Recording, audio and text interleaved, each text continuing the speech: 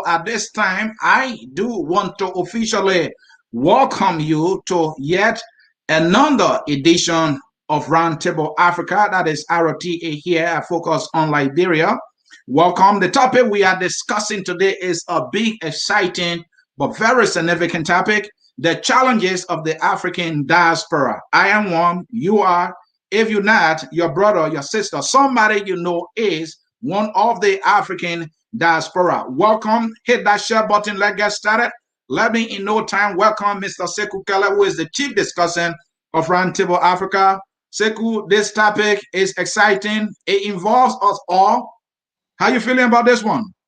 Yes, Anthony, I'm fired up and I'm really excited to be here. This topic is very interesting because we are all involved. All Africans in the diaspora here are really concerned with their relationship with the continent. So it's important that we explore it. So some of our brothers, even back home, should understand what are the difficulties and how we need to work through to find good solutions. Thank you so very much, folks in cyberspace. The stage is set for this very important discussion, a discussion that has to do about who we are as African based in the diaspora. We will be talking about the challenges we face. We'll be talking about who we are in the first place, and I'm going to bring those highlights for you.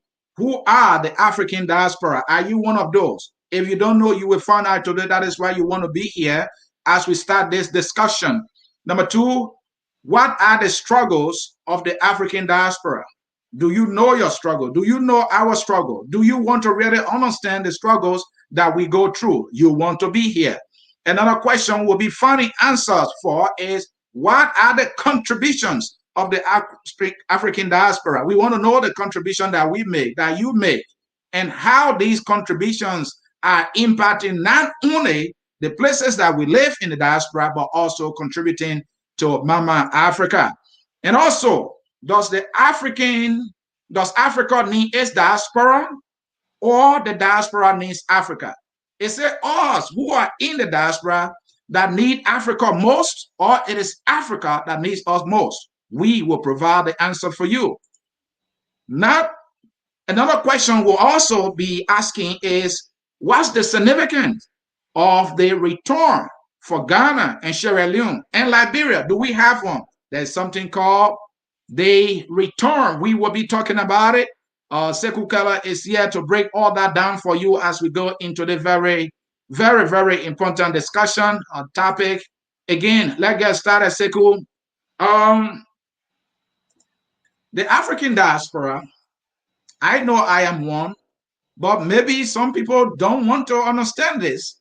So please provide the answer for us. Who all are the African diaspora? Thank you very much, Anthony, and thanks to our viewers. The definition of the diaspora, African diaspora, has been given by the African Union.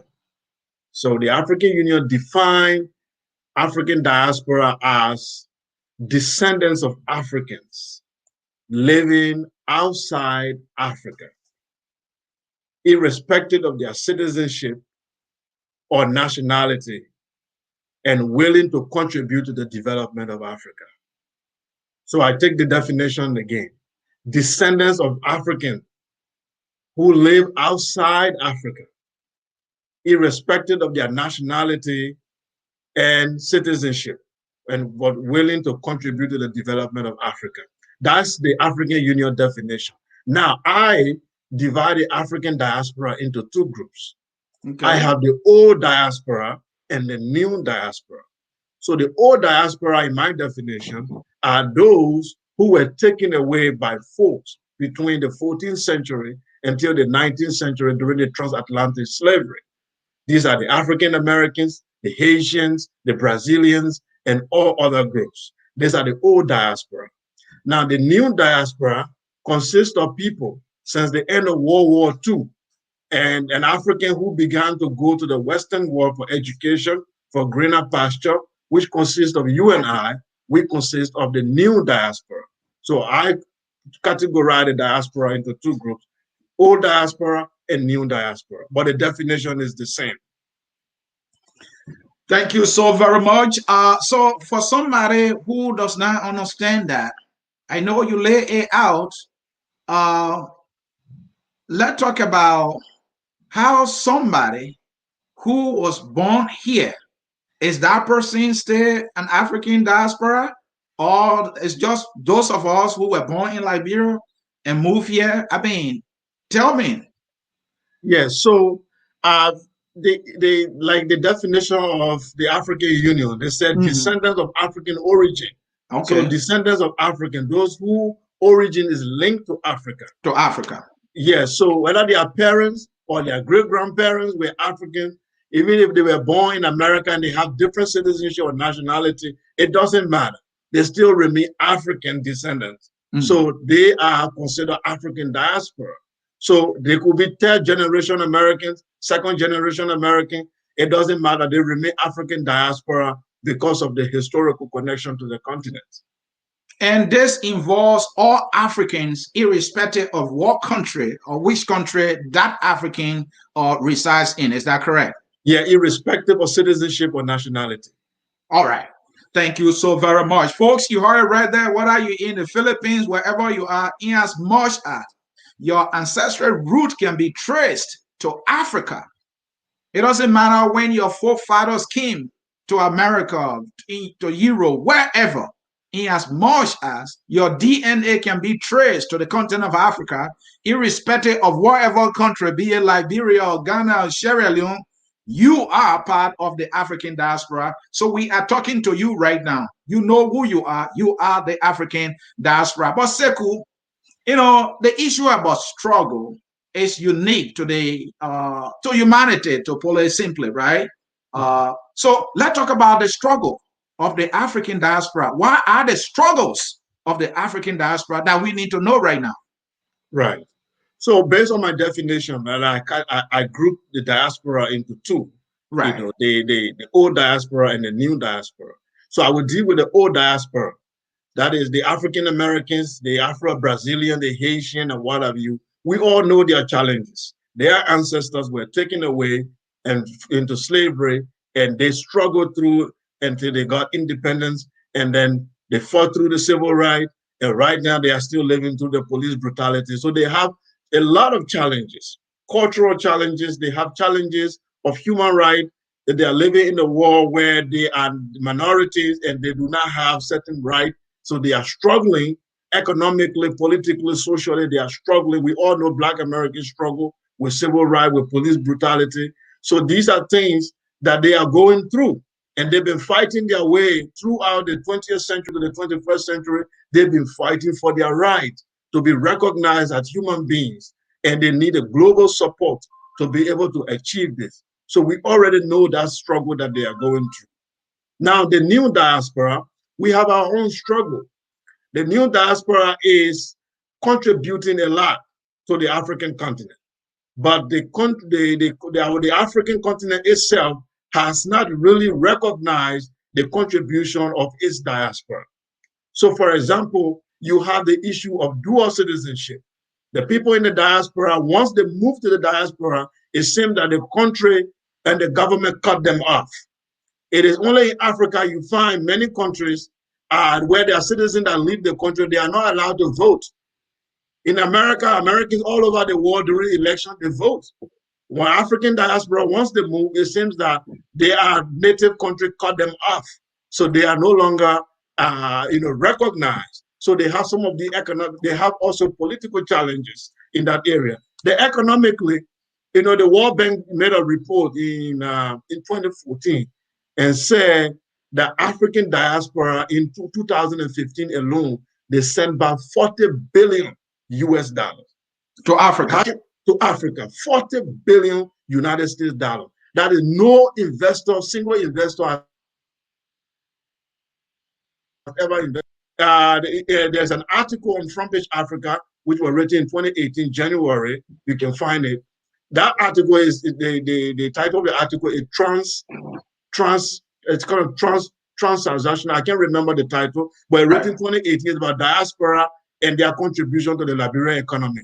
It says that according to a World Bank report, Liberian diaspora in 2012 alone, they sent back home 360 million US dollars. And from 2012 to 2011, it has increased by 18 million. So the diaspora alone, they are the highest single investor in Liberia. That consists of 3% of the GDP in Liberia. 3%. And this diaspora is not recognized. This diaspora doesn't vote. This diaspora doesn't have a say in the politics of the country. But they economically, they continue to contribute massively to the development of the nation. So there are challenges. These are challenges. And Sekou, thank you for laying it all out there. I think we're going to stay with this particular question because I've had so many questions, and there are a lot of debate because the citizenship thing is tied into it.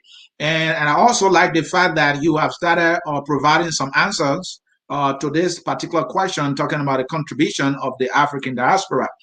Let me come to what you just said, that some time back, according to a report, Africans outside of Africa that we classify as the African diaspora was able to contribute 40 billion to Africa. Now, what I'm trying to bring to your attention for you to analyze here is if you look at that quantity of money that's been pumped into Africa, do we have any group of people in any of the continent that is sending this huge amount of money from another continent to their own continent? Do we have that? Certainly, we have the Chinese diaspora and the Indian diaspora. So I don't know. I don't know the figures, but they are also massively contributing to their country. But they are recognized. The Indian diaspora is well respected. In fact, they have a say in the government, the parliament. The Indian diaspora, in fact, they can apply to the government for loan. There are certain things, certain rights they have because of their contribution to the economy. They have certain rights, even outside the country. But the African diaspora seems to be forgotten. The Chinese diaspora, they can have scholarship, they can be in the diaspora here and still have some privileges from their government. But the African diaspora seems to be forgotten. In fact, because of the politics, people seem, the figures are not being put out there for people to see. So our financial institution, they try to obscure that contribution of the diaspora. So they talk about IMF gave out 20 million, or Chinese gave out 2 million, but nobody talks about the 40 billion that's been pumped in by the diaspora. I took Liberia for an example. 3% of the GDP, 360 million in 2012 alone. And from 2012 to 2011, it increased by 18 million. This is World Bank reports. And Sekou, I will come to, we'll narrow it to Liberia. So hold on the Liberia component. I'm still on the African component because this is huge. 40 billion with a B being contributed to Africa in a single year by Africans outside of Africa. So my next question I'm coming to is, are there components? Let me bring in the world powers, the big economies in the world. Has any of the donor countries contributed or invested about $40 billion in Africa in a single year? Do you have any record on that? Never. I don't have any record. Last year, when in the China-Africa summit, I think China said they have, was it 20 billion that they made available for African countries to come and borrow and all that. Okay, with high interest. And that money, if that 20 billion alone, Africans were selling their sovereignty to just have a bite, to just have a little percentage of that money. Here, there is no single investor that have ever invested in Africa 40 billion in a year. It doesn't exist. Only the African diaspora have done that, and they have been underrated. And Sekou, what is the difference between what Africans outside of Africa invest in Africa compared to what the Europeans and other nationals, that the Chinese invest in Africa? What is the difference? I know you were talking about the huge interest, connected to the money that China has made available, somewhere around what, 20 billion, you said? Yes. So the money that we Africans send to Africa, there's no huge interest on it, right? That Africa has to pay. No. But the money that has been given to Africa or been made available by the Chinese and any other people, the interest is so huge.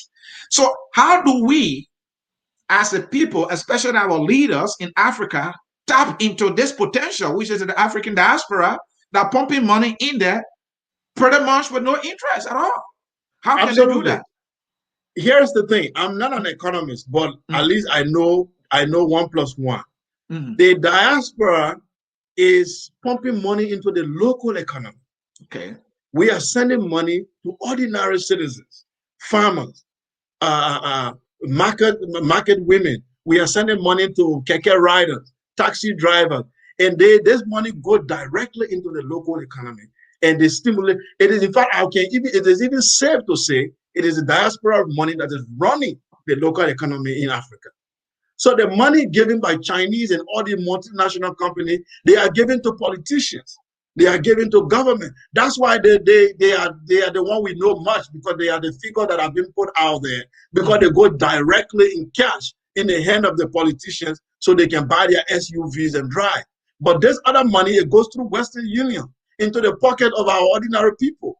So when you see our citizens moving around in the money, energetically going to the market, it's not the government. It is the ordinary Liberians in the diaspora that is making that local market to work. So our money is the one that goes to the local economy.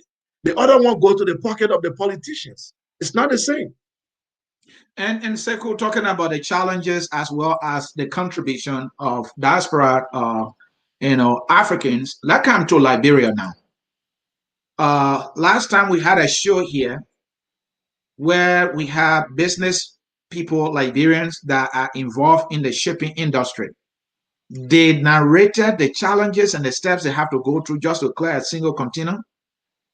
We got to know that some people will even abandon their own container that they've invested thousands of dollars in because of the bottlenecks and how expensive it is to send something to Liberia and clear it from the port. Given these kind of bottlenecks that are in place by the government, I know this is one of the challenges that we can atomize here that the diaspora is facing in Africa. So how can a country like Liberia tap into this potential to increase investment into Liberia in the local economy, as you put it rightly, in Liberia? Yes. Anthony, there's what we call, in Pan-Africanism, there's something we call the economic of patriotism. The economic of patriotism is where you make certain exceptions in order to encourage your citizens, in order to encourage your diaspora to invest. The port, for example, you cannot charge a Chinese, an Indian who is coming to invest in Liberia. You cannot charge him the same way you charge a Liberian in the diaspora who is trying to help the locals, who is trying to send something back home to uplift the ordinary people. But our governments, they do not have this understanding. All they know is to collect money and put it in their pocket. They do not understand that the economic of patriotism, in order to put certain exceptions to certain economic rules in order to encourage the citizen in the diaspora to come up out of poverty. They don't know that. The free port, as you give, is a very good example. The ports around Africa, they make it so difficult that an ordinary Liberian cannot send a car. He cannot send a container to his family. Only the rich guy, the Indians who can bribe their way, can be able to send containers. So by so doing, it becomes a foreigner affair. The citizens go away from that business because they are scared that they cannot be able to afford it. The government is ready to pounce on them. They are ready to make things difficult for them. So the economic of patriotism is what we are losing. If our government can look at it and say, look, if our citizens out there, they are sending things for their people in order to uplift them from poverty, we should be able to give them certain advantage. We should be able to give them certain tax relief so they can be able to bring goods in that will help our people. No, they don't look at that. They look at what goes into their pocket, what the government going to receive. They forget to know that if they stimulate the local economy, the country, things will become better. Richness does not start from the top. It is the bottom. It is the grassroots people. Once they are able to run that farm, they are able to run that local business in the area there, then thousands of people come out of poverty. Sekou, if only our leaders will come to understand that if there is any middle class for Liberia, it is that group of Liberians outside of Liberia. A good number of us who are fortunate to be here, have a job, and getting income sometime monthly or twice a month. If only our government sees that and is willing to tap into that and provide the necessary incentives, the government will see the money flowing in. Now, we don't have the incentives, but because of law of a country, we are sending money there daily. I know our brothers and sisters on the ground. I was listening to radio, OK FM. The other guy was on the radio. He called. He said, "This is the thing that annoys me. Every day they on the radio when they're talking, they say they're the one supporting us when we're not getting a dime from them. They do not understand the significance of our contribution." The figure you gave earlier, somewhere around 2012, how about 3 million plus was pumped into Liberia from us diaspora Liberians. They don't see that because some of them, they don't see the money in their pocket. But let's leave that. The point I'm trying to get to, Sekou, is if you see nearly all the government officials down to the president, the speaker, lawmakers, these people have duty-free privileges. And let me give you another breaking news that will shock you. Do you know that investment companies in Liberia have duty-free privileges, including Firestone? Do you know that Mentor Steel had duty-free privileges?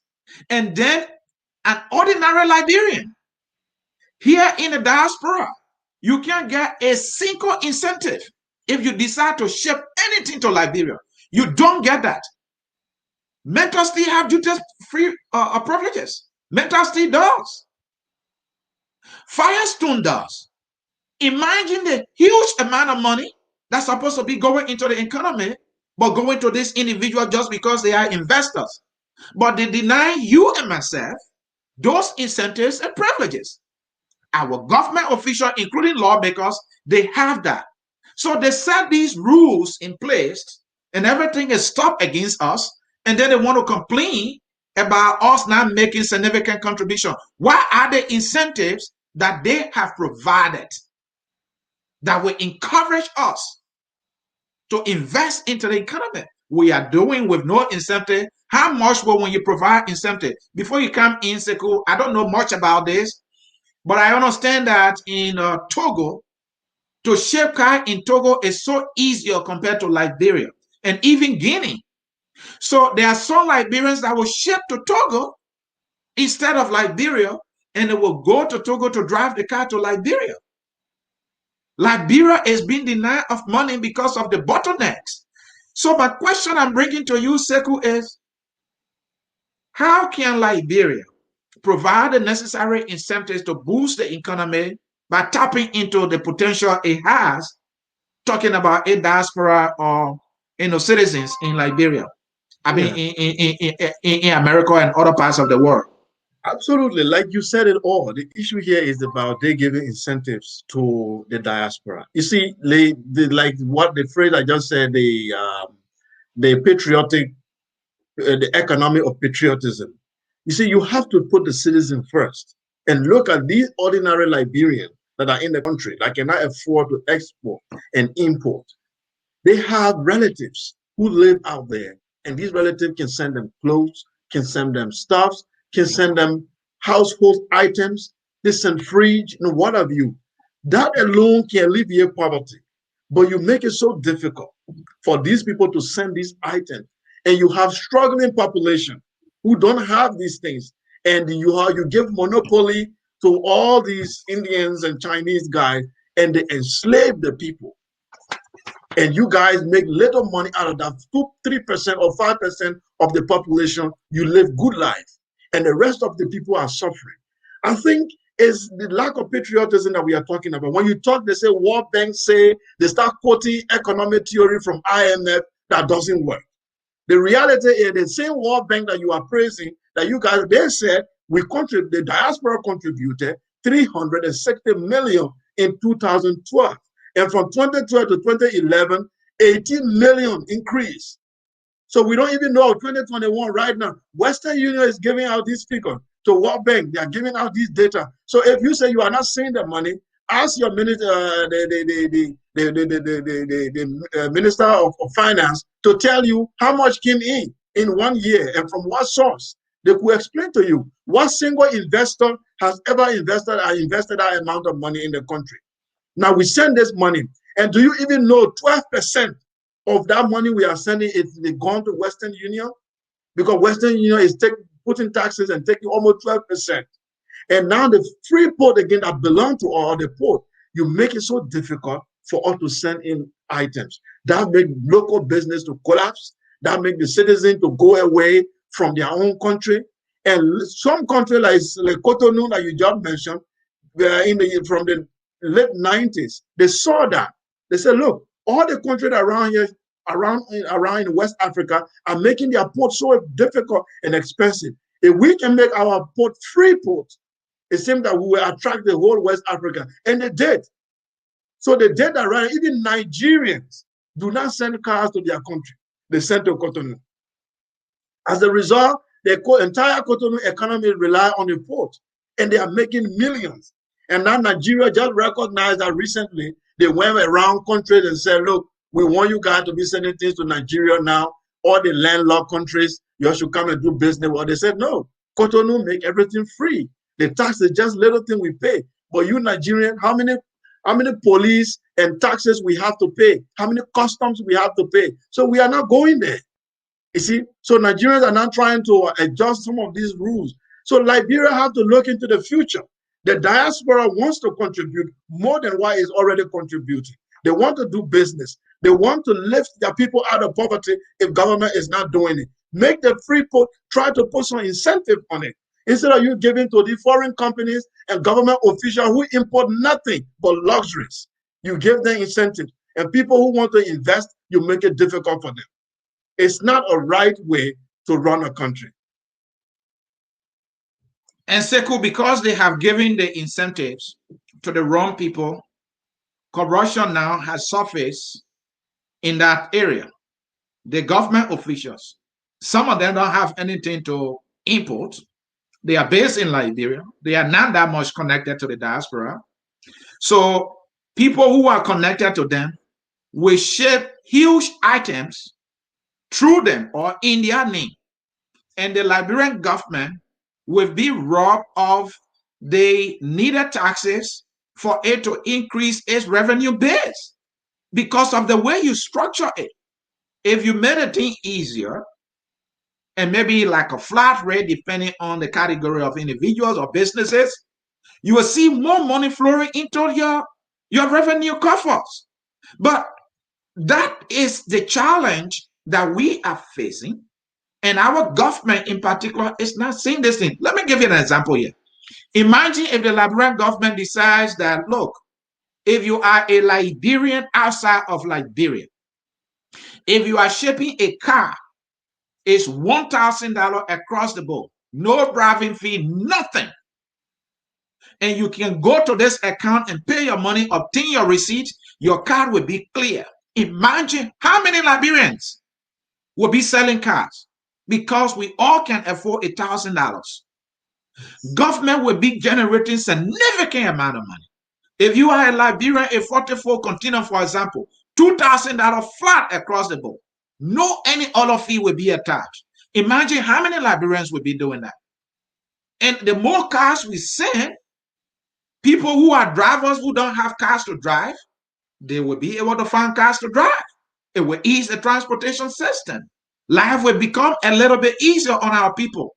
But my brother, I tell you, our leaders are not visionaries. All of their policies, all of their policies geared towards improving their economic laws and leaving the people at the bottom of the ladder. Africa, Liberia must stop this kind of behavior, Sekou. Absolutely. They pose a lot of challenges to the diaspora to a point where a lot of diaspora have seceded mentally from their countries. Mm-hmm. So when people secede mentally from their country, they are like, why should I waste my time to invest in that country? Let me just stay here and mortgage a house that costs $500,000 and say and spend my whole life be working to pay for the house instead of me trying to invest back home, because the government is willing, they are waiting like wild dogs to attack any little investment I want to do in the country.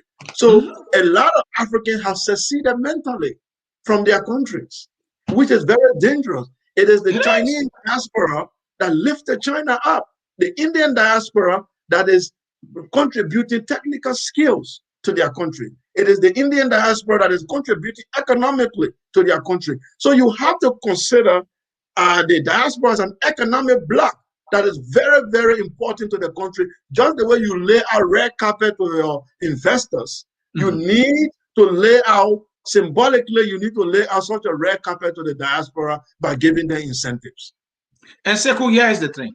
You and myself are in the Western world. I'm in America, you are in Canada. We are in the white man land.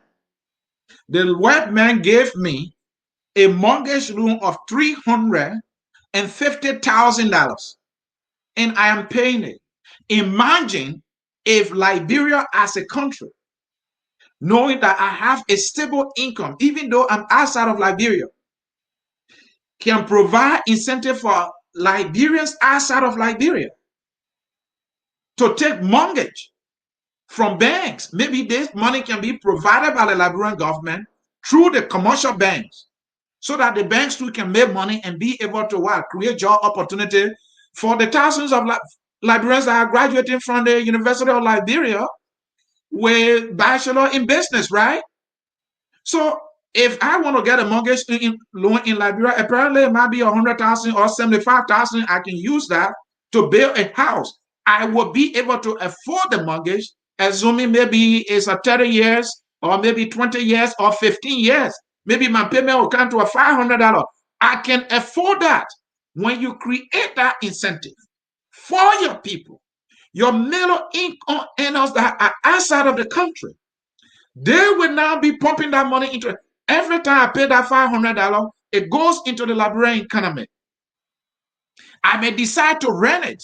Another person might decide to rent their house and they are not in Liberia. People now are living in homes that are befitting of the value of life that they have. Even though they don't have the money to pay that mortgage, maybe that person can afford the $100 to live in a decent home with a fresh toilet in it. How is this difficult for our people to figure out? But guess what they will do? The Liberian government will give a Lebanese man loan. They will like to give the Indian man loan. Our banks in Liberia will want to give the Indians and the Lebanese loan. And then they said that they think, oh, we're not doing anything. We are available. The white man can give me a loan here and pay because of a stable income. I can use that same stable income. If you give me a mortgage loan in Liberia, I will be able to pay for it. This is how we can develop our country. So the African leaders need to see African diasporans as a huge potential for massive and speedy development in Africa. And our emphasis here is on Liberia. So let me bring you in. The lack of incentive and even going as far as trying to discourage us from looking back. The issue of citizenship. Let's talk about Liberia. Why in any way, shape, or form, with a Liberian, imagine limiting their own brother and sister right to participation into government, even to the point of denying us the right to own land, all because we obtain another citizenship in another country. How does that in any way make sense? Yeah, this is what happened when the intellectuals of the country have failed to perform their duty. This is what happened when the propaganda takes over the truth in a country. This is what happened when the national philosophy of development is not there. So that everybody begins to think upside down and inside out. Because if you understand that diaspora form important part to the development of a nation, economically, you're looking at the data, you know that, and you know also they got skills that they can contribute to the development of the country.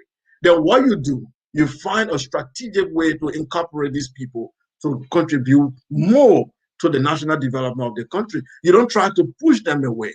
But there is this backward mentality that, oh, this person has gone overseas, they are enjoying, and we are in the struggle here, and they don't care. They fail to understand that you may leave your country, but psychologically, culturally, you can never leave. You can never leave. You will always, Black Americans that have left for centuries, they are coming back. The year of return, we will get to it soon. They are coming back. So you fail to prepare for them, you are going to lose. You need to lay out the ground. These people in Liberia who are saying those people in diaspora should not contribute, should not participate in politics, should not be recognized as citizens, should not vote. They are doing disservice to the history and to the development of this country. History will judge them harshly. Tomorrow, when we cross this century and we look back and we say, oh, if we knew, we would have incorporated our diaspora to do this. So they are on the wrong side of history, because every nation have developed, they always tap into their diaspora. And the diaspora has always been an instrument of development. So if you don't tap into it, you are on the wrong side of history, and sooner or later, you will see that. Sekou, thank you so very much for watching us here at Focus on Liberia. This is our program, Roundtable Africa. I'm Anthony C. moderating. Sekou Keller is the chief discussant of this program, and we have been discussing the challenges of the African diaspora, and our emphasis here is on Liberia. Folks, stay with us as we continue on this very, very important discussion. We will be taking a little short break very soon. When we come back, we will be looking at, does Africa need its diaspora most, or is it the diaspora that needs Africa the most? Also, we will be talking about the significance of the year of return for Ghana and Sierra Leone. Is Liberia in the midst? Do we have a year of return for Mama Liberia? I'm not sure of that. Our leaders thinking about it. What's actually a year of return? Sekou will be able to provide that understanding for you. A short break. Stay tuned. Don't go anywhere. We have some images, some pictures to see, to show you, and those pictures will further explain the topic that is under discussion. Stay tuned. We will be right back.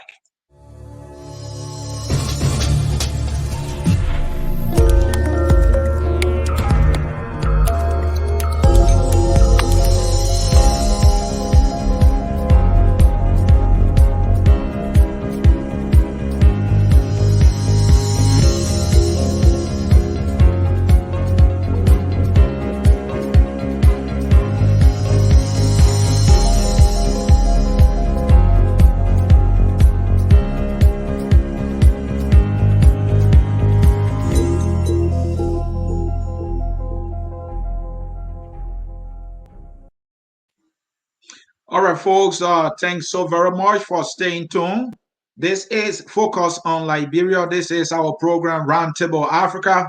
I'm Anthony C. moderating, and my comrade here is the chief discussant of this program, Roundtable Africa. Stay with all as we continue this discussion. We are moving into the next segment, and we want to know whether or not it is Africa that needs a diaspora base most, or is it the diaspora base that needs Africa most? And we will talk about the significance of the year of return for Ghana, Sierra Leone, and whether or not there is one for Liberia.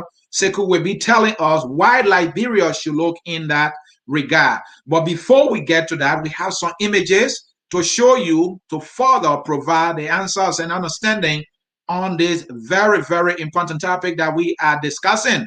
So stay with us. We are bringing in those pictures now, and Sekou going to drag us through these pictures to further explain and provide the answers that we are looking for in this very important topic.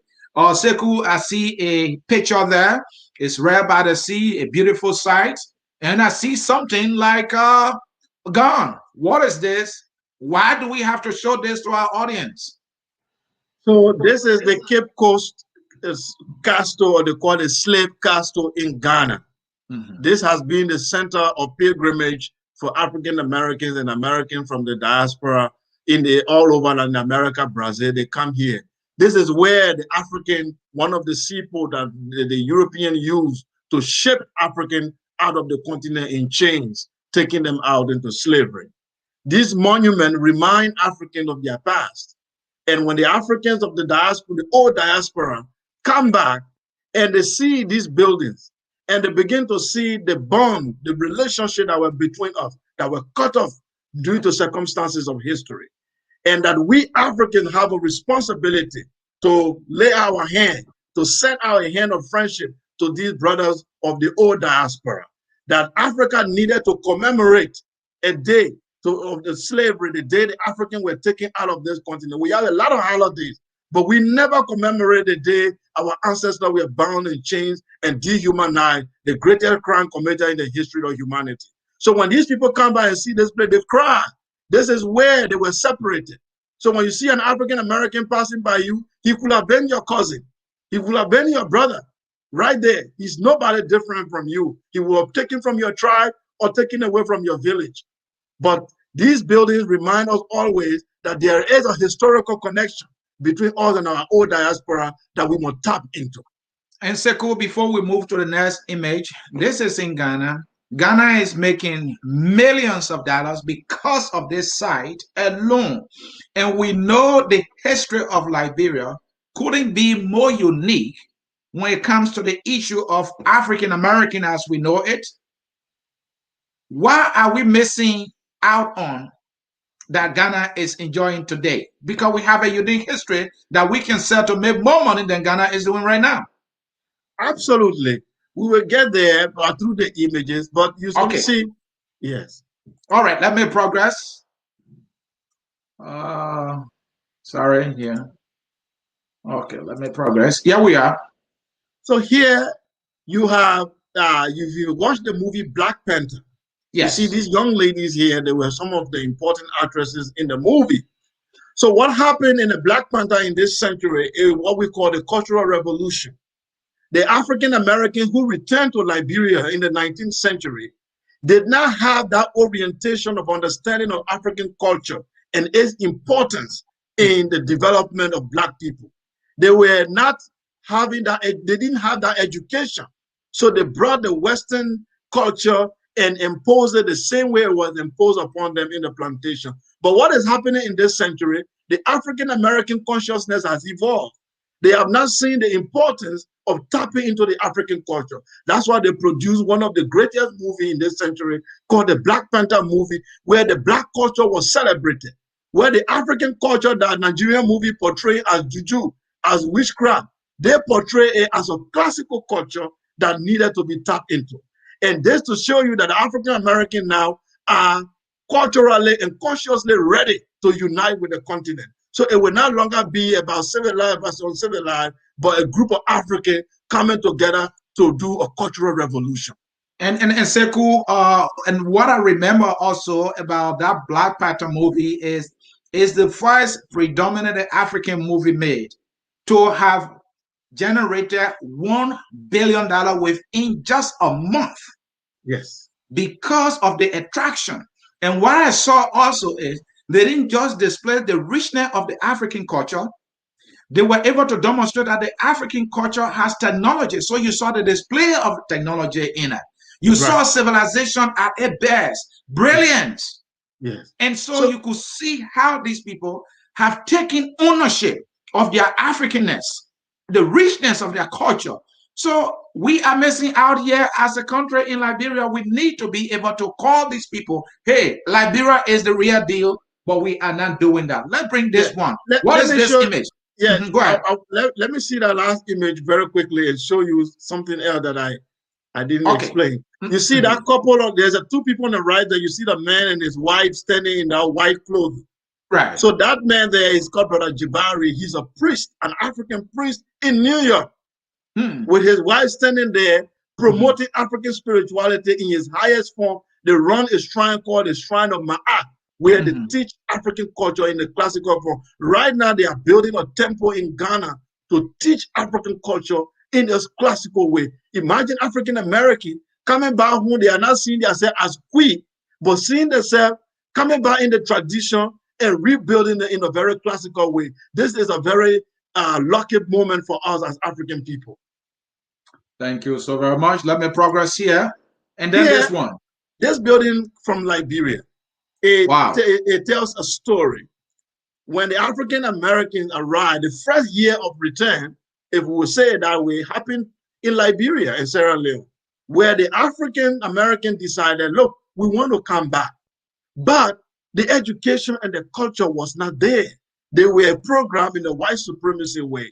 You see this building that is standing here, it was built by them when they arrived. And these buildings are exactly the replica of slave building on the plantation in America. To tell you at that time that the only thing they knew was the white man as superior, white man culture being superior and the black man culture being inferior. So you cannot really blame them because this is the understanding they had. So when they arrived, their treatment of Liberian was not, the local population was not something that we are proud of. So that created a unique history for Liberia, which of course, that it can be turned today into a blessing because we all learn our mistakes and we can reunite today again, as same as Ghana is doing. Liberia even have more advantage to tell the story that can reunite them with their African diaspora. This is our beautiful sister. You can see the richness of the culture when the African Americans arrive. What is different from these girls than the Black Panther you just saw? These are the Black Panthers. This is our sisters dressed in a classical way.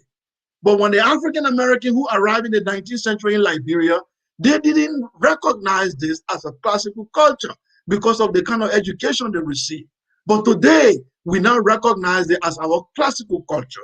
These are Liberian women in the 19th century.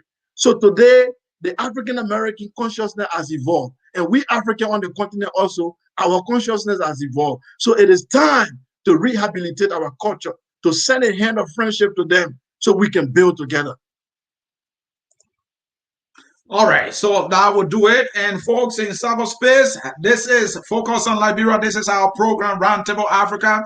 You see the flyer right there on the screen. This program comes on every Wednesday here at Focus on Liberia, right there. So, Sekou, let's come now to the final segment of this show. And folks, let me bring in comments before we bring in the final section. Let's see who are participating here.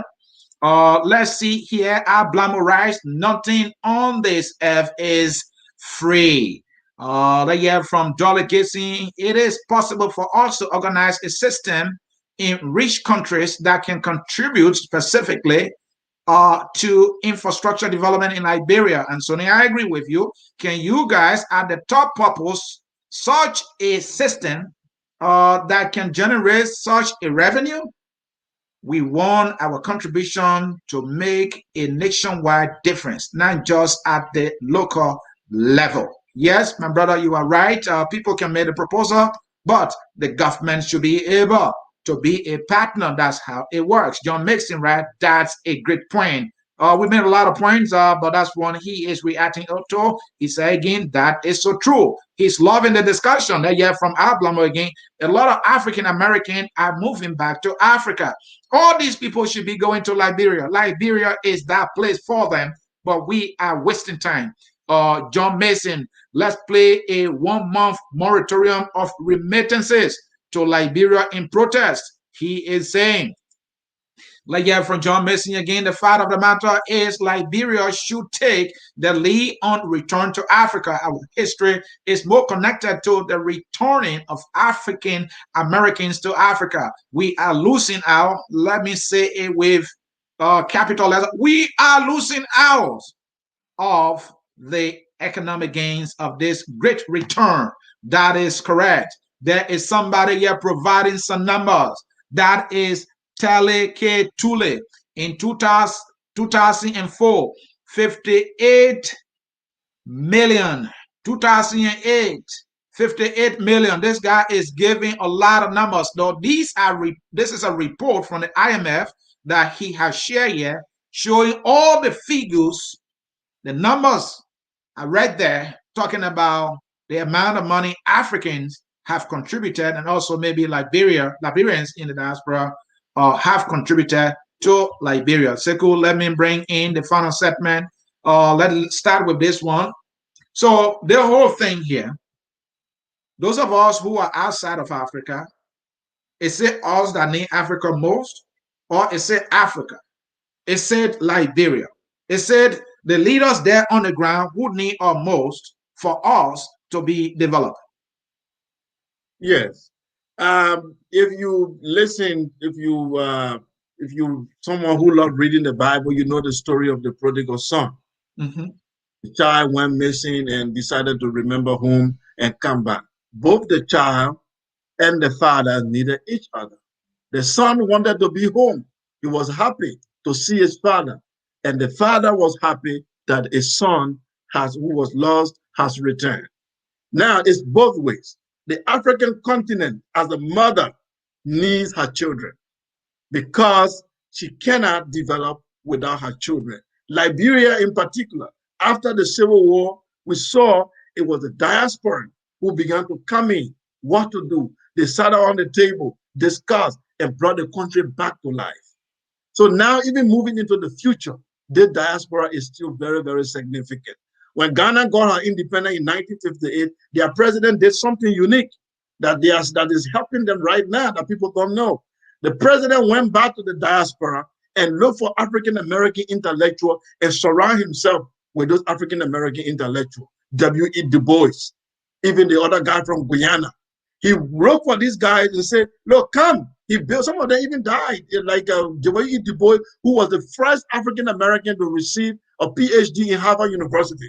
He was right by Kwame Nkrumah's side. So when you saw Nkrumah was talking like that, it's not something else. He was surrounded by seasoned intellectuals, Pan-Africanists who saw the future. So these guys were telling him, you need a diaspora, and this is what you need to do. And he began to work in that direction. So that national philosophy has not escaped Ghana, has not escaped. Even they have Jerry Rowland reiterated the philosophy. Then the new guy that came in, he went back.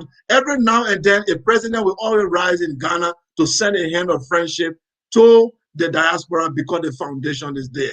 Now, Liberia, our is more than foundation. We are the fruit and the product of the African diaspora. In 1822, when those brothers and sisters arrived, it was the love of liberty united us together. Yeah, there were mistakes. Yes, they acted based on the understanding of the time. But now we are in the 21st century. We've recognized the need for us to rebuild. Liberia has historical sites. The arrival of these free Africans. Liberia have a lot of sites that they can invite and have a cultural conferences, have a national conference and invite these people and say, this is your home. And these people can come home and invest. They have place to start. They have historical monument they can point to that this is what African American did. So I think the diaspora needs Africa because once they are out there, they are also vulnerable to a lot of things because you can't just be out there as an African and not be connected to your culture. So we need support from our government. We need support. Our money that we are making here, we cannot invest everything in the people country. We need the banks back home there to provide these incentives so we can invest back home. So our labor in the diaspora cannot go in vain. We need that kind of support from government. We need scholarships. We cannot wait everything and take a hollow loan from these people and then struggle to pay. Our government, Indian government are helping the diaspora to go into IT. This because they have the vision of dominating that sector. So we need we need Africa, and Africa needs the diaspora. Sekou, you are on point there. But let me emphasize one thing I just pick up also from all the many things you just said. On the issue of education, just think about how much money Liberian government is spending by sending Liberians in Liberia, outside of Liberia, to come to the Western world. You got to be paying for their hotels, or you got to be paying for their lodging and all that. Imagine if the system is set up in a way that those of us who are outside of Liberia, the government is providing scholarship for us to go to school. Imagine how much education we're going to get. The government does not have to worry about feeding me, just pay that tuition. It is just that tuition you have to pay. And because you might just be paying only tuition for your citizens that every day in America that have good status, that have places to live, they can feed themselves, you will be spending so much less but at the same time getting so much people graduating. And they can tie something in there that when they provide a scholarship, when you graduate, now you have to go back to Liberia to contribute. Imagine how that will be able to contribute to national development. It will even connect us more to our country. Now, but we are here, we are taking these huge loans. Maybe by the time somebody got a master's degree, they already in there for 200,000. When will you pay this money before you go to Liberia?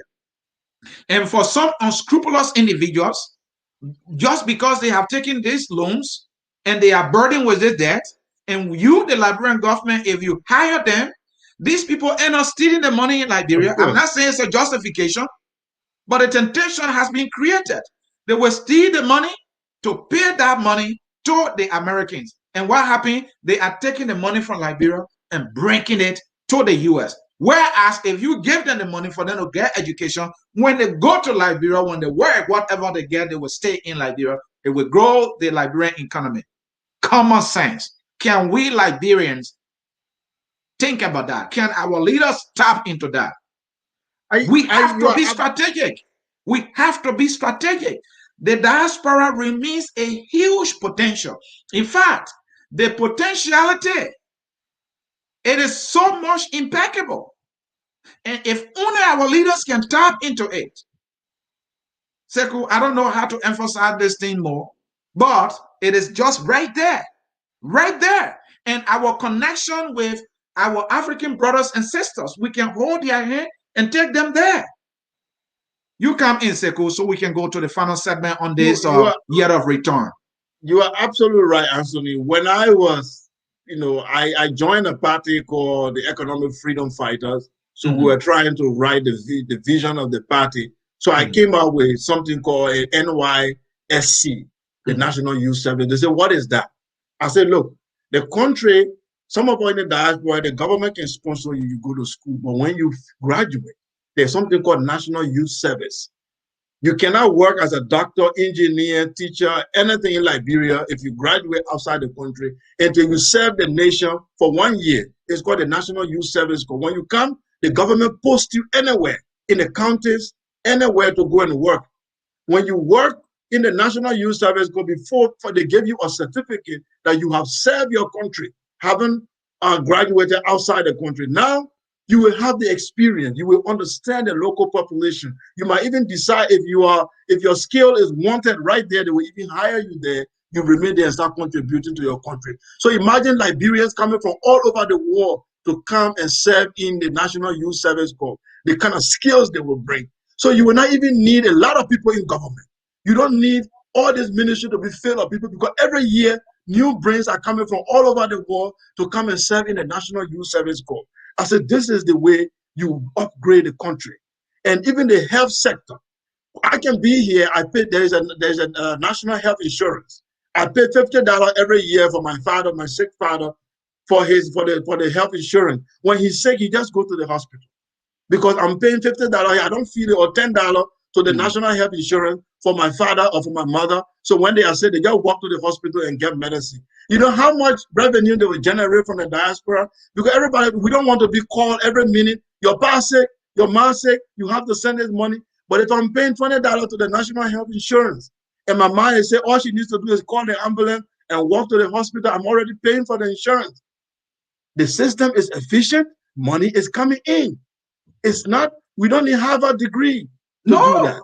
And we have the ability to pay. Look at that brilliant idea. A government can craft it, because we see even here in the US, my understanding that Canada to have a health program going on that many of the people in Canada are benefiting from. US government has a healthcare program. We know the Obamacare.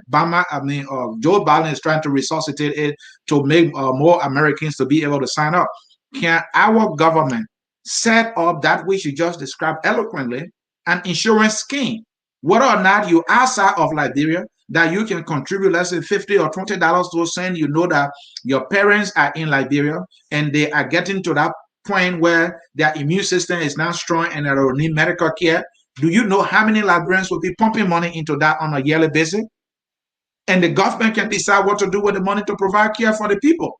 All right. So these ideas, are all over the place for Liberia as a country and African countries, all of them, to tap into their diaspora population and help to develop Africa. This is so huge. Finally, Sekou, let's talk about the year of return. We've been hearing this thing. People say, oh, Ghana is doing very well with the year of return. I understand Sierra Leone started something like that. I watched one of the ceremonies of some African Americans who left America, went into Sierra Leone instead of mine Liberia, and got Sierra Leonean citizenship.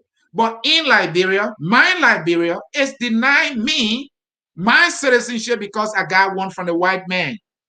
Oh, what was it?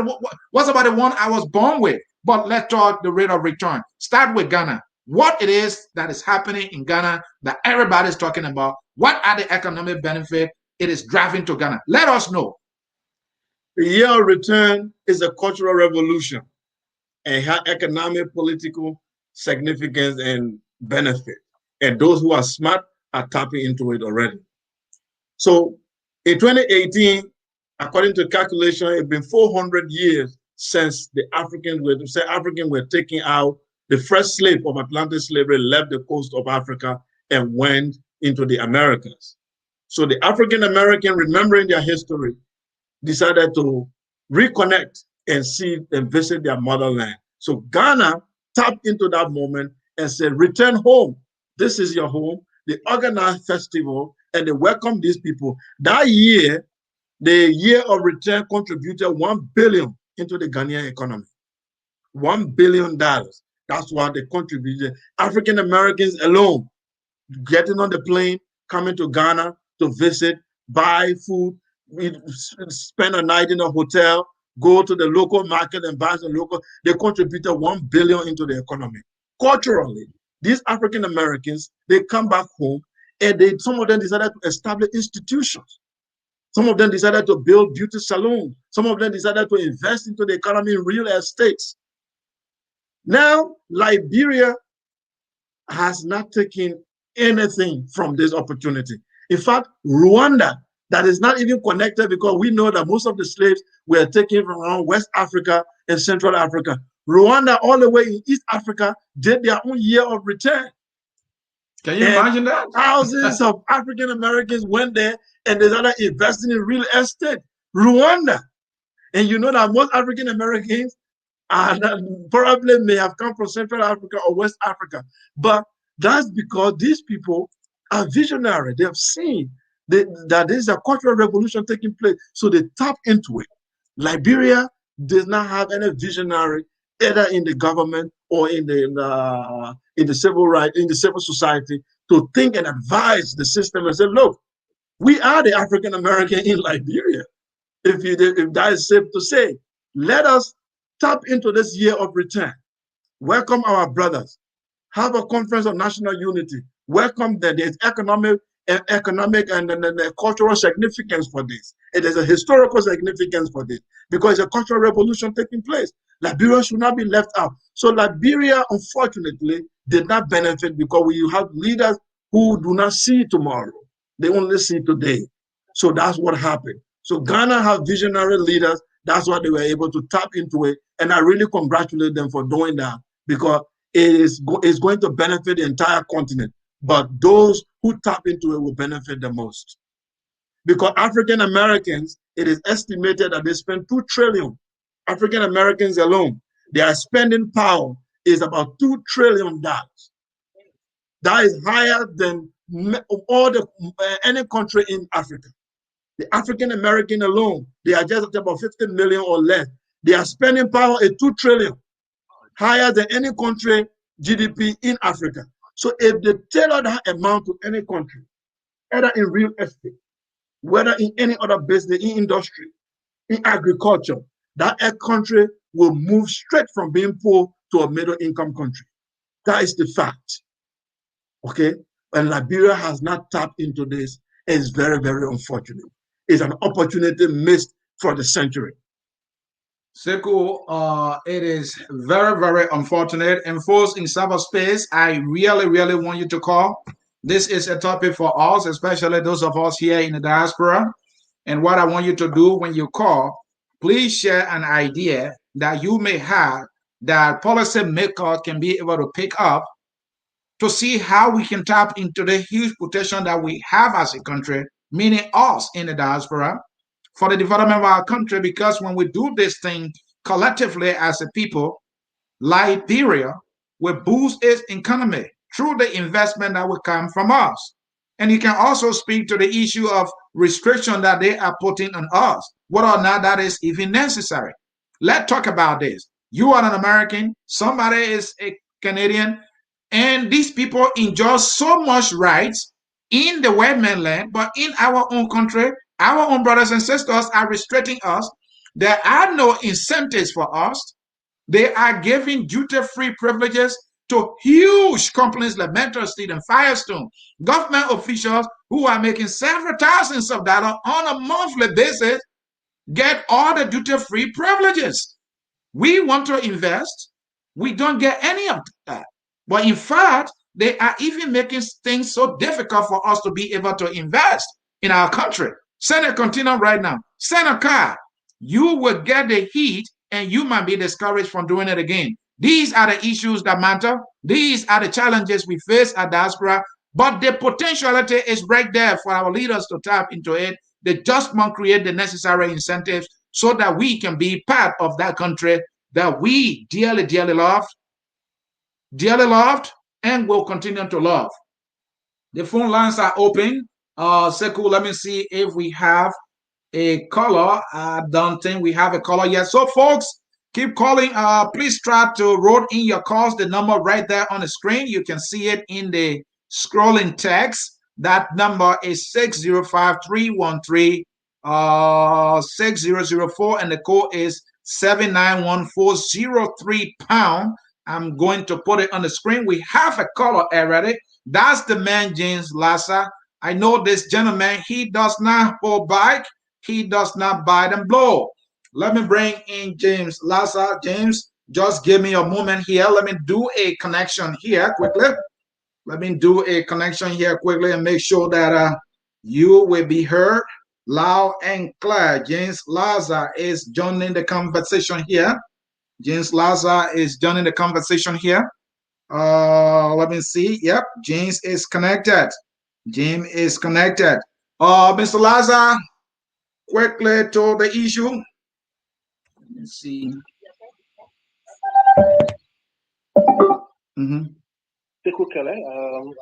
Very great performance by you guys, and I want to give a special recognition to Siku Keller. I see him as one who is an authority in the subject matter under discussion. Now, briefly, I just want to agree with everything he said, but to make a particular point that in the case of Liberia, when in fact, as he said, Liberia should be the number one, should be the most suitable point of reference when it comes to, repatriating diaspora communities, especially from America, from the West. However, we basically have missed the opportunity up to this point. I think primarily for one reason.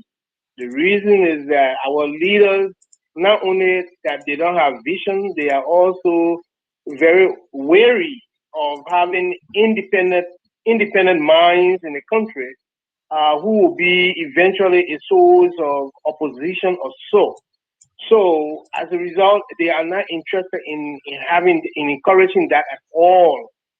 They don't want to have any middle class in the country so that they can have free ride. Because knowing if you have a middle class, you wouldn't have the kind of free ride you have, such as, just government mismanagement of public funds, lack of security, murder of professionals and ordinary Liberians without any accountability. All of these are merely possible because there is no middle class. And you can have an effective middle class through the repatriation of the diaspora community, both Liberians and Americans as well.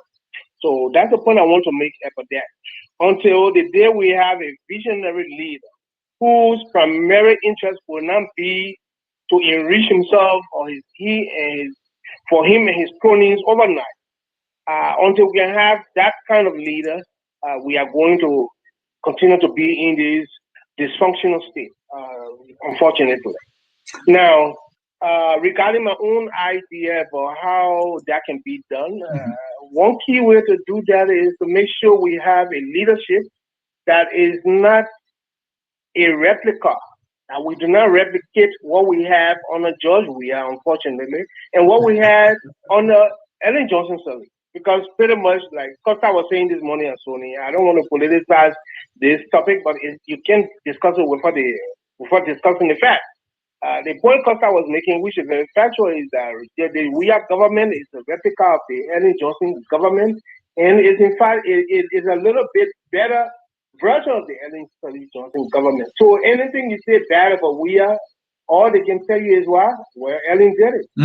If you talk about killing professionals, they say, well, Ellen did it. You know what she did with Jenkins Scott, what she did with Hargreaves. If you talk about stealing money, they say, well, Ellen did it. She went and sent a letter without date, without signature for the National Bank to print money. Right. So every crime that Weah is committing is copied from Ellen Johnson Sirleaf. Now, the point here is, how then is it possible for any segment of the Liberian population to recognize Ellen Johnson Sirleaf as a role model?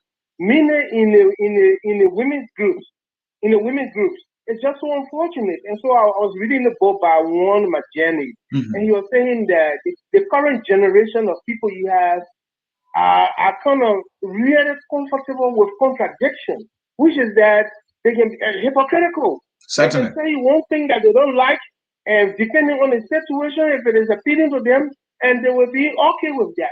How can Ellen be a role model for the emerging Liberian women? I mean, if you look in Liberia, the Liberian women movement is growing strong. Yeah. And they are very educated. Yeah. So it's surprising that they still recognize Ellen as a role model. That is just so unfortunate. And Lassa, let me chip there in so I can let you go. I am trying to find what is it that most Liberians, women included and men, see with this woman Ellen, that she's this powerful, and that when she is not for something, it was just die a natural death. What is it about the woman that so many people fear? What is it that they see that I don't see at all?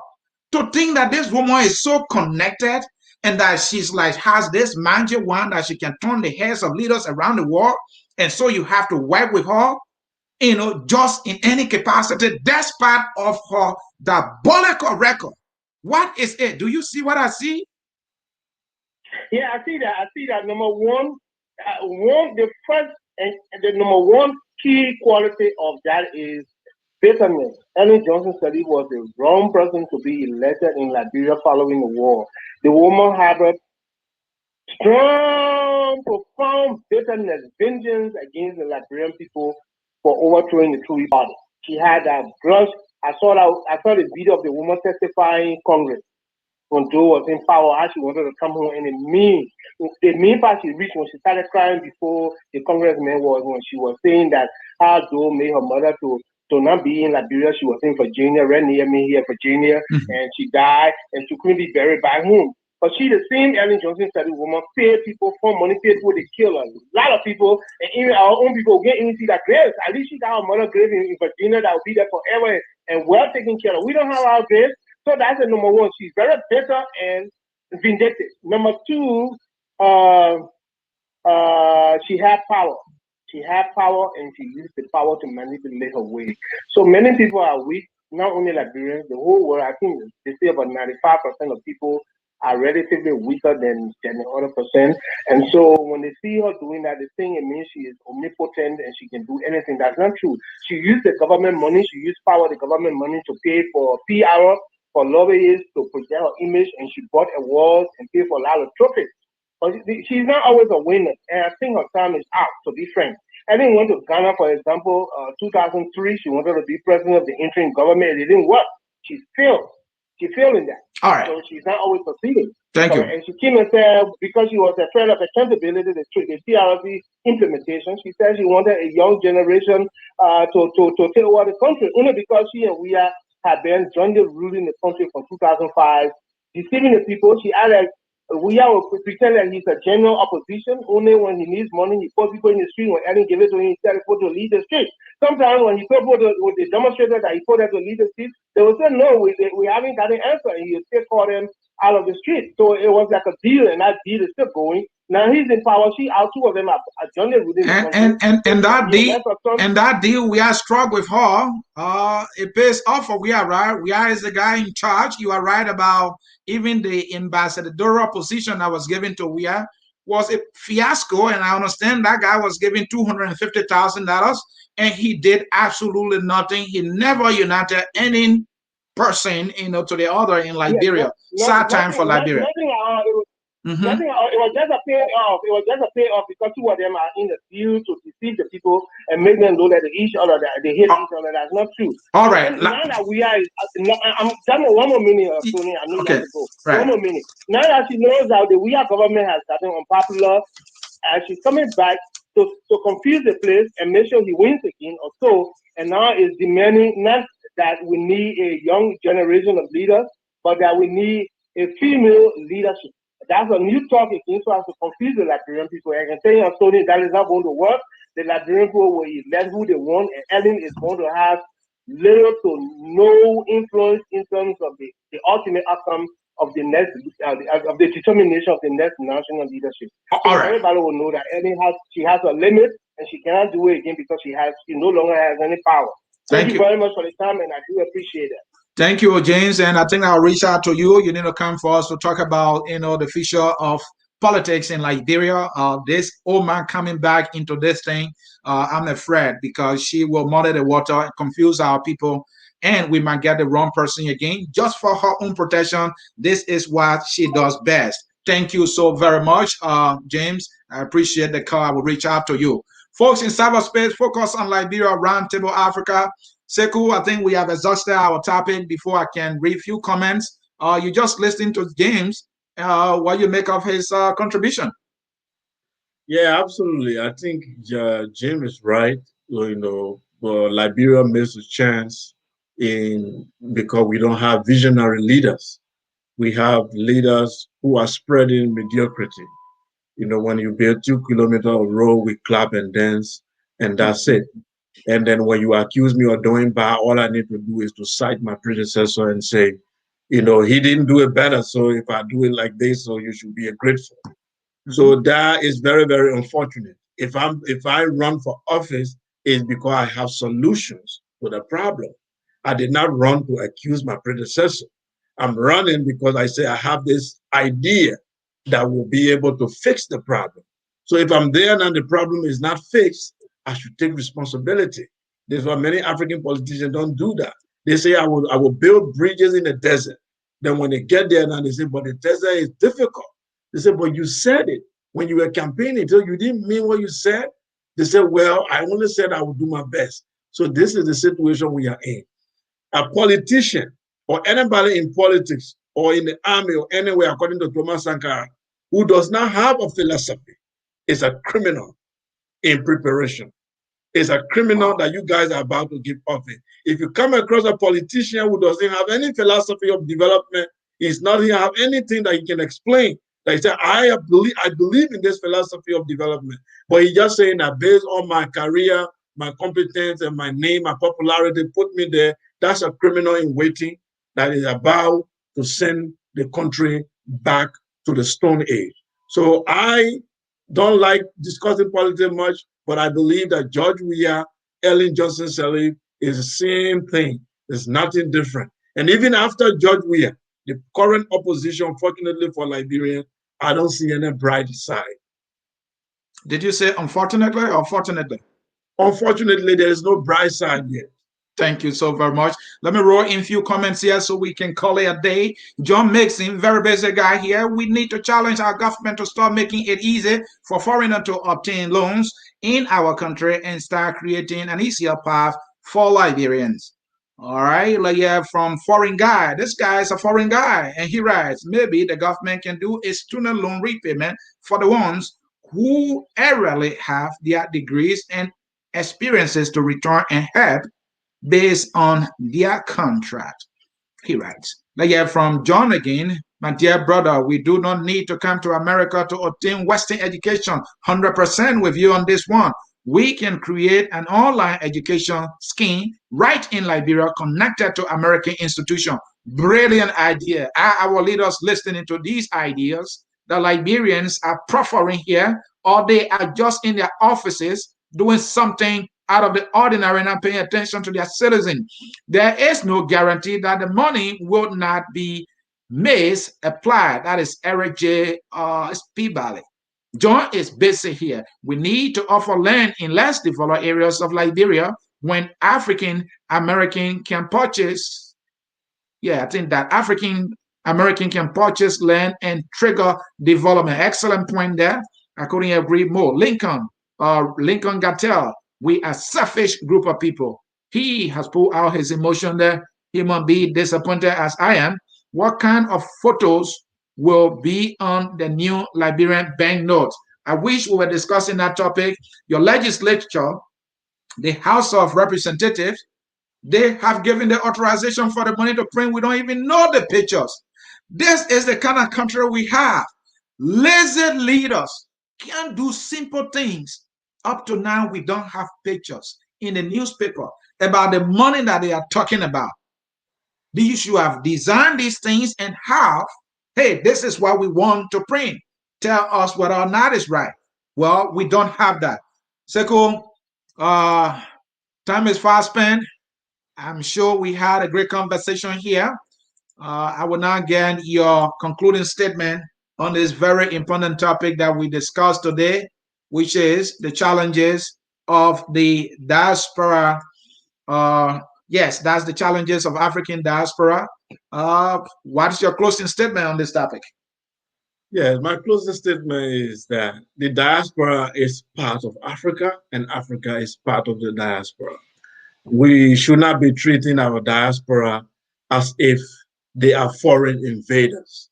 The diaspora are not invaders, they are not intruders, and they are not there to sabotage the system.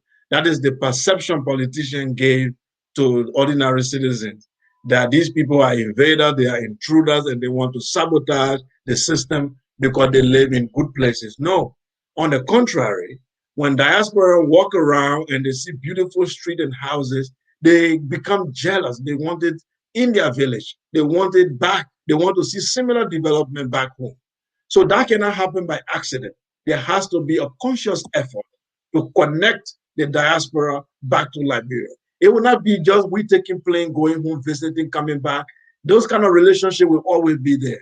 But there should be an economic, political, social plan that diaspora can use as an agency to be able to boost development back home.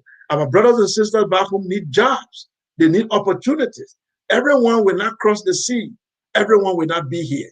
So we that are already here, let's create the Europe and the America that we want to go to. Let's create it in Africa. And in order for us to do that, we need to work hand to hand. Our government need to open the door, give incentive to the diaspora so diaspora can come back home and invest. As for the old diaspora, then Africa need to send a hand of friendship to the old diaspora. They have a lot of resources, they have the skills, they have the techniques to come back home and push our industrial revolution. Because two things Africa is fighting for right now, cultural revolution and industrial revolution. And we can only get this if we work in collaboration with our diaspora.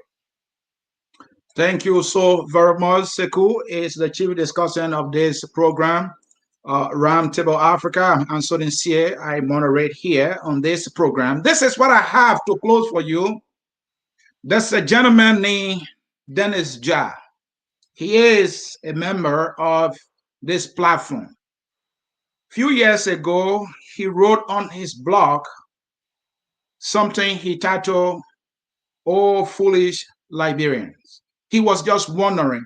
He was trying to paraphrase the idea of the Apostle Paul, who was wondering about the Galatians, who didn't know that Jesus Christ was right there for them. And so, to paraphrase Dennis, let me say this to you. To you, our leaders, if you deny your fellow Liberians, who and you share the same nativity, the same ethnicity, the same places of birth, or because you are in government and they are in the white man land, I am just stunned and wondering, oh foolish leaders, would have bewitched you. When you are denying your fellow citizens the right to equal participation in government, or because some of you brought war and they have to flee their country for a better life, then you got me wondering, oh foolish leaders, who have bewitched you? When you give incentives to only lawmakers and foreign companies just because they are carrying investment into the country, and you get your kickback and you deny your fellow citizens the very incentive that you enjoy to invest into the country, you get me wondering, oh foolish leaders, who have bewitched thee? When you tell me I have a different passport and you see me differently, I'm just shocked and wondering, all foolish leaders of Liberia, who have bewitched thee? If you lack the capacity to understand that the diaspora Liberian remains a potential for you to grow your economy, but instead you ostracize them and call the names, then you got me wondering, all foolish leaders of Liberia, who have bewitched thee? Well, folks, I will stop there. This is how we will come to the end of this program. Roundtable Africa. I'm Anthony Sie. I moderated. Sekou Keller was the chief discussant. And we want to join all our team here at Focus on Liberia by saying to you, thank you for watching. We catch you next Wednesday, same time, same place, here at Focus on Liberia, where we educate, we elevate, and promote all things Mama Liberia. Don't forget that song. That song says we are all Liberians, and that song is taking us home. And maybe before I bring that song, let me share this with you. This is Roundtable Africa that comes on every Wednesday here at Focus on Liberia about 1 p.m. Eastern Time. Don't forget our program called The Literary Hour. The Literary Hour comes on every Friday at 6 p.m. Eastern Time with Dr. K. Moses Namwe and Jackie Sayer. Don't miss it. Also, here at Focus on Liberia, today is going to be, no, not today. Yes, today, this one, Wednesday, March the 31st. Focus on Liberia present the Poor and Sandy Society, Mr. George H.W. Pator. He will be bringing the richness of our culture here at Focus on Liberia, and you do not want to miss it. And also, Thursday tomorrow, there's a new program here at Focus on Liberia called Tough Talking Thursday. You do not want to miss Tough Talking Thursday.